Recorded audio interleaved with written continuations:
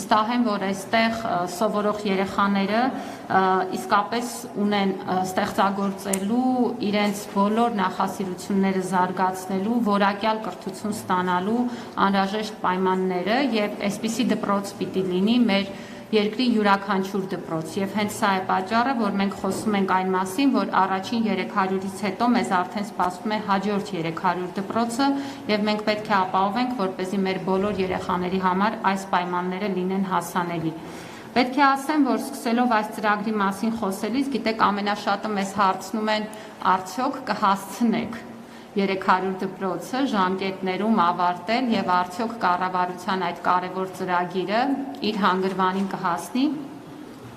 Այո, կհասցնենք եւ սա ասում եմ շատ ավելի մեծ վստահությամբ եւ համոզվածությամբ, որովհետեւ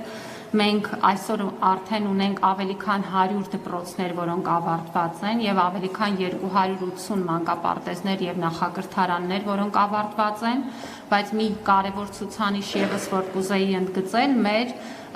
կատարման տեմպն է։ Եթե մենք նախորդ տարի կատարել էինք